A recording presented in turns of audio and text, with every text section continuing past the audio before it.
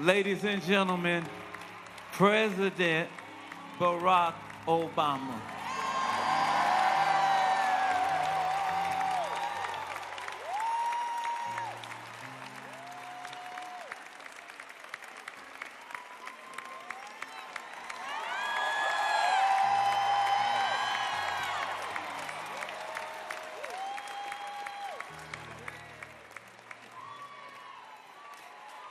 It's good to be home.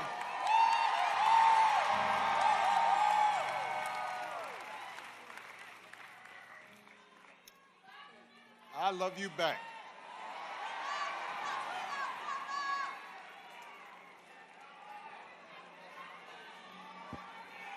The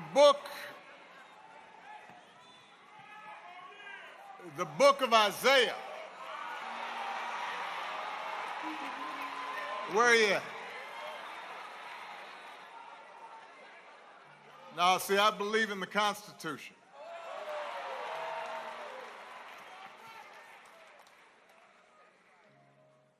The book of Isaiah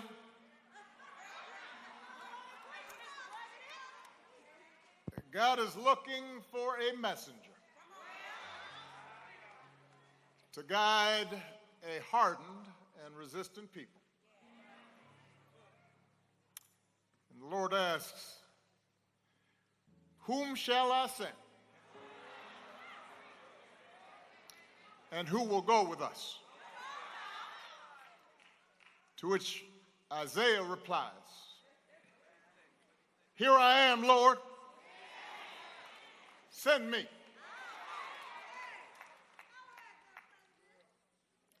To Mother Jackson and the Jackson family, to President and Mrs. Biden, President and Secretary Clinton, Vice President Harris, Pastor Dates, my old friend, though he looking good, Reverend Meeks, Reverend Jenkins. It is an honor to join you today to celebrate the Reverend Jesse Lewis Jackson, a man who, when the poor and the dispossessed needed a champion, and a country needed healing, stepped forward again and again and again and said, send me.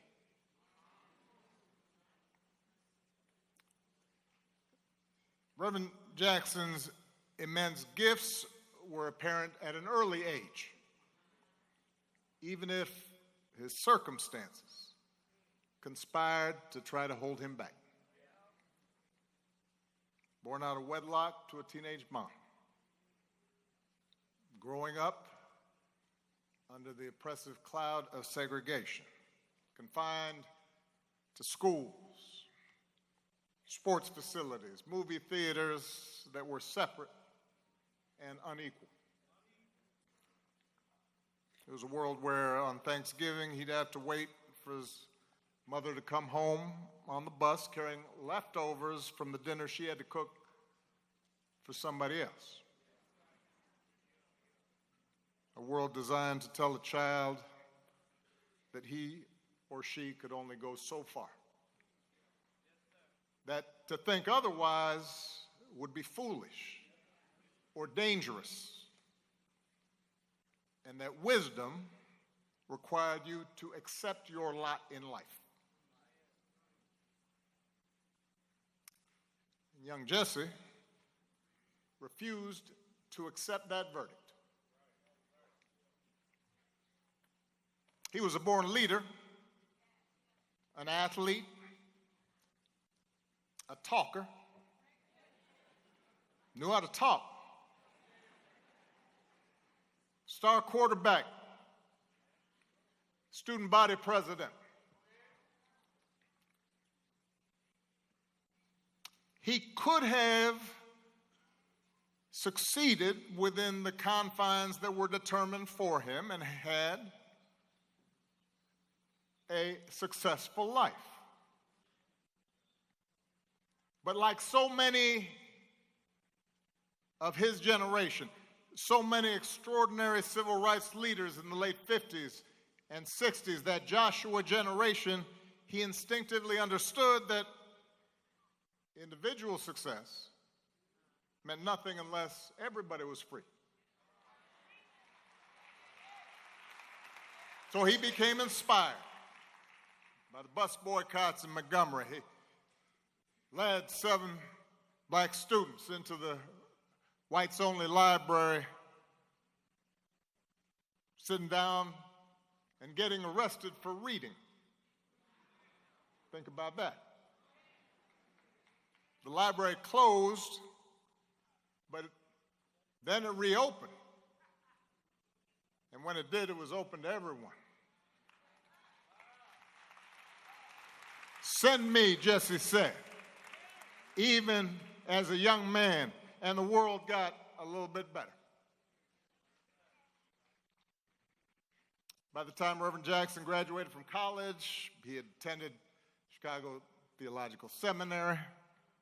He knew the nature of his calling, and he became, as everybody knows, the youngest member of SCLC, assigned to lead Operation Breadbasket here in Chicago, right around the time that Isaiah Thomas is talking about. And it was during this period, and especially after Dr. King's death, when the optimism of the early movement had begun to fade and leadership had begun to fracture, and when the country seemed to have grown bored, gotten weary of the idea of justice and equality, and moved on to other concerns, that Reverend Jackson rose above despair and kept that righteous flame alive. Through Operation Push, he led boycotts and challenged corporate policies around hiring and contracting, recognizing that civil rights without economic justice was an empty promise. He backed unions in their organizing efforts and activists in fair wage campaigns, understanding that if the have-nots and the have-little bits ever learned to make common cause across racial lines instead of fighting each other over breadcrumbs, everybody would benefit. He helped register millions of voters. He fought against biases in the criminal justice system.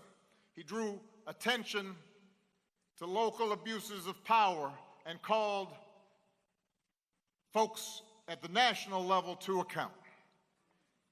And by the early 80s, he was delivering that message of change and hope across the globe, freeing hostages from captivity, fighting to end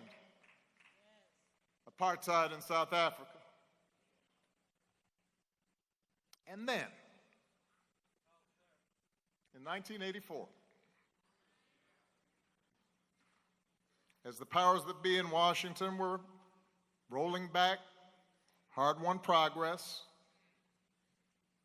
slashing the social safety net, when more and more folks were getting left behind, and greed was being trumpeted as a virtue.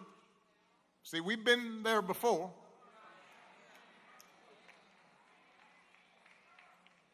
He stepped forward once again and said, "Send me." He ran for the presidency of the United States of America. I had just graduated from college during that first campaign. And I was living in New York at the time. I was working to pay off my student loans, eating a lot of tuna fish and Campbell soup. And if I went to a diner, I'd grab some extra crackers. put it in my pocket. And I was inspired by the civil rights movement. And I had in my mind to work for social justice. But even though I was full of good intentions, I was uncertain of how to serve and fighting off self-doubt. And I remember how, at the time, plenty of people, including, plenty of black folks, were dismissing Jesse's chances. Suggesting, oh, he just wants attention, he can only get black votes. But then I remember one night sitting in my janky apartment, and I got an old black and white TV with the rabbit ears, and I'm kind of jiggering around, and it's about this big. I know young people can't imagine, but the TV was about this big. And I'm watching the Democratic primary debate between him and Walter Mondale and Gary Hart. And I remember how when that debate was over, I turned off that TV and I thought the same thing that I know a lot of people thought that night, even if they didn't want to admit it. That in his ideas, in his platform, in his analysis, in his intelligence, in his insight, Jesse hadn't just held his own. He had owned that stage. He wasn't an intruder. He wasn't a pretender. He belonged on that stage. And the message he sent to a 22-year-old child of a single mother with a funny name, an outsider, was that maybe there wasn't any place, any room where we didn't belong.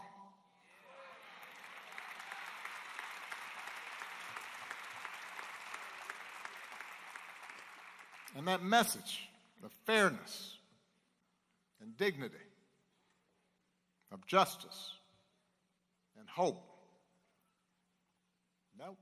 that's what the Rainbow Coalition was all about. In 1984, and then again in 1988, Jesse didn't just speak to black folks, he spoke to white folks and Latinos and Asian Americans and the first Americans. He spoke to family farmers and environmentalists. He spoke to gay rights activists when nobody was talking to gay rights activists and blue-collar workers. And he gave them the same message, that they mattered, that their voices and their votes counted. He invited them to believe. He invited us to believe in our own power to change America for the better.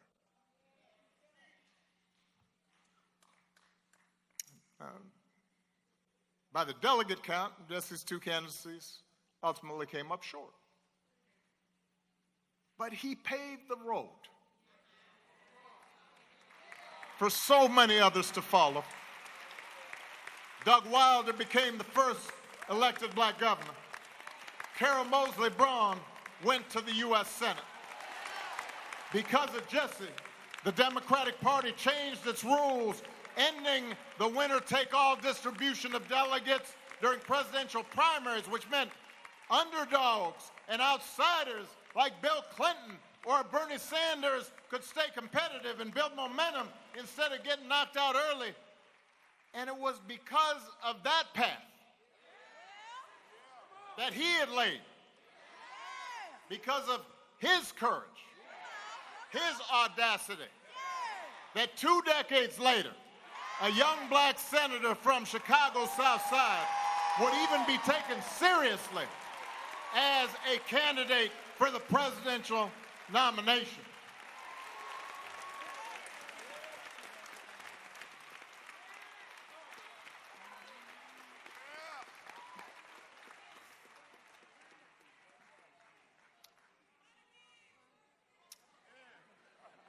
I still credit that first run of Jesse's and Harold Washington's campaign for drawing me to Chicago. And I didn't know anybody when I first arrived.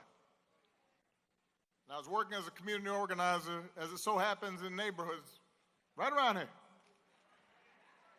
Roseland, Woodlawn, Alt Gill, West Pullman.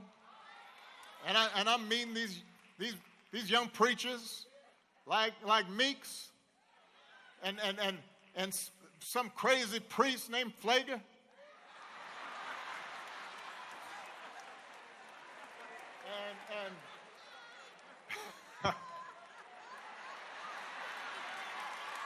And I guess Jenkins was running around, but he's kind of young. He came a little bit later,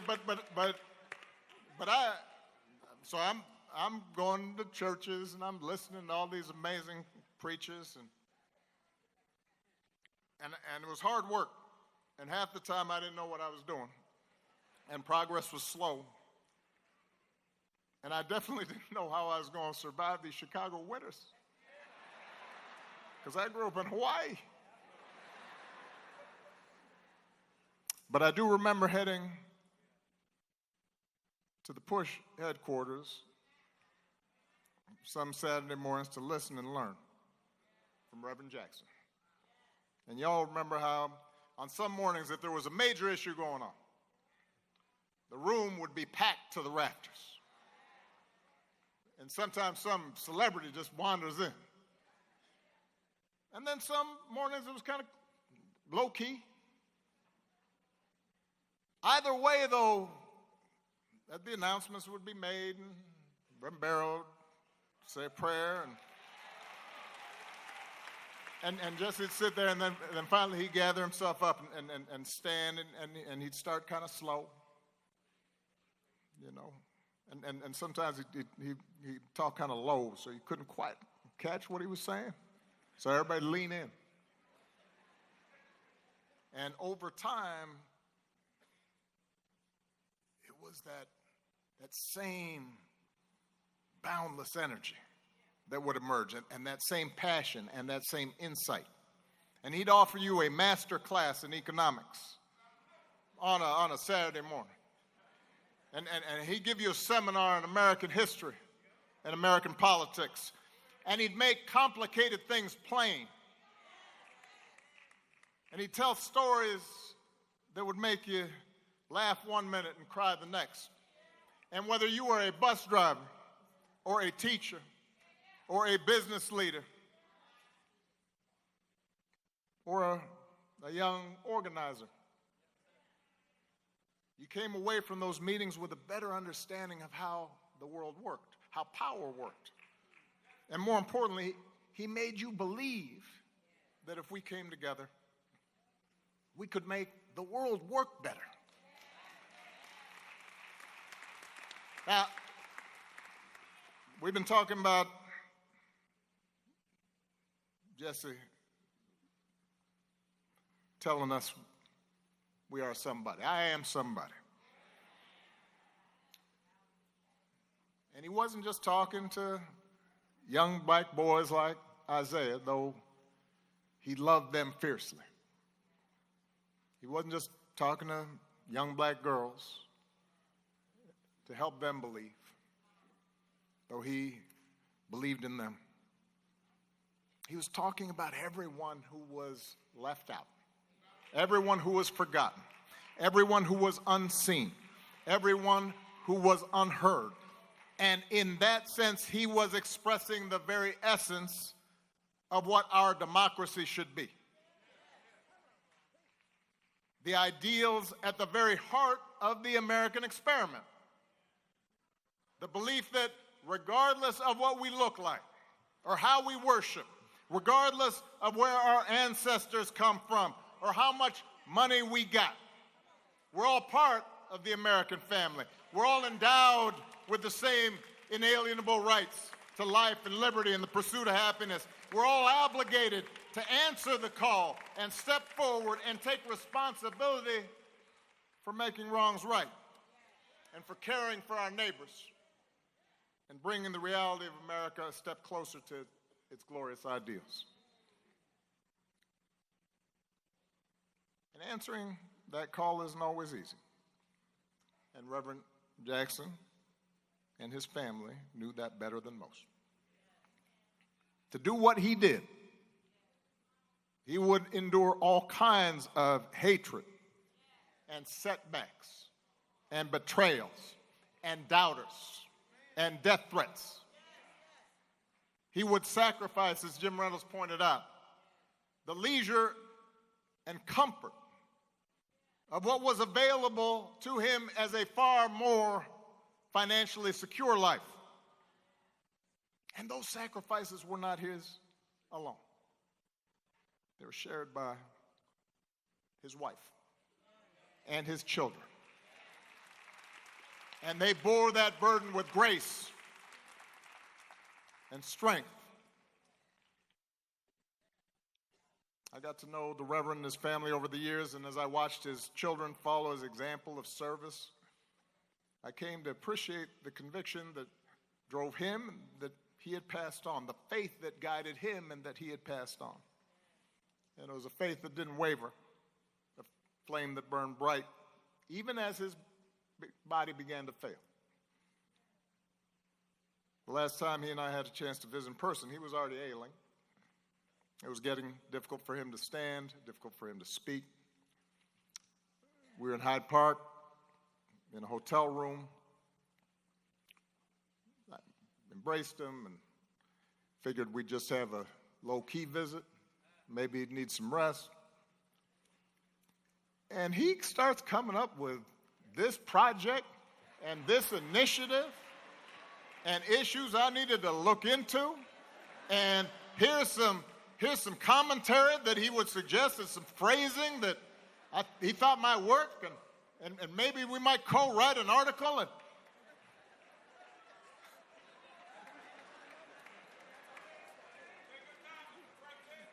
And listening to him, I couldn't help smiling. Because it took me back. And I started reminiscing with him about those Saturday mornings at Push and the breakfast that he'd host, you know, away from the full meeting. And I didn't get a chance to go to that until I was a state senator, and probably Meeks invited me. So I was like, you know, I was tagging along with Meeks. And he'd pull out a piece of paper. You know, he'd scribbled some stuff, and he'd start passing out assignments and pulling together working groups and asking for updates on the latest campaign. And I'll admit, let's face it, those sessions could run a little long and did not always follow Robert's Rules of Order.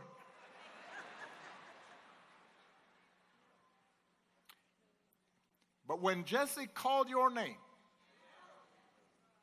and acknowledged you in that room, especially if you were young, especially if you were just coming up, especially if you weren't sure you could pull off what you thought you might be able to do, especially when you needed help. When he did that, you stood up a little straighter. You knew you'd been seen by this giant. He'd laid hands on you and let you know you had a contribution to make. And so that day, I told him how much that meant to me and how much it meant to so many lives that he impacted. And I told him thank you, because I'd always be grateful for that legacy of hope.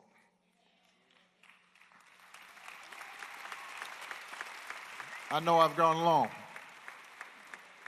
It was going to be much shorter until Isaiah spoke. I figure if a Detroit Piston can take up this much time.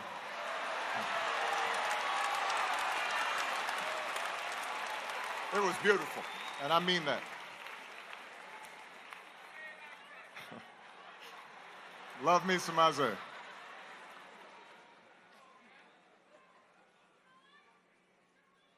We are living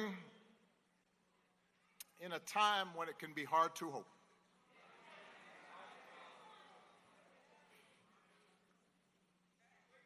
Each day we wake up to some new assault on our democratic institutions.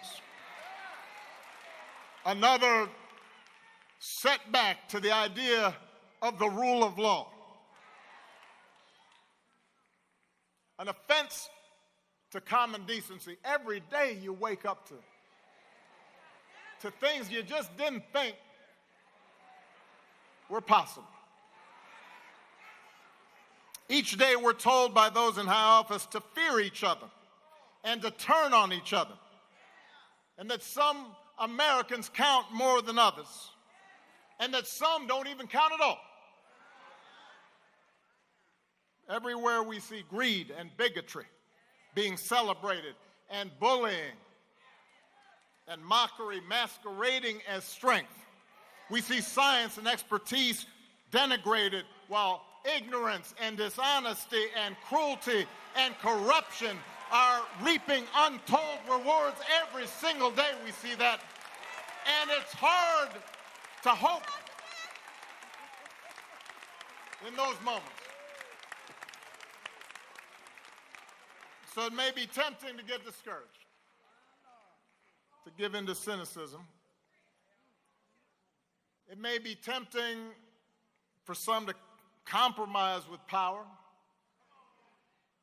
and grab what you can, or even for good people to maybe just put your head down and wait for the storm to pass. But this man, Reverend Jesse Lewis Jackson, inspires us to take a harder path. His voice calls on each of us to be heralds of change, to be messengers of hope, to step forward and say, send me.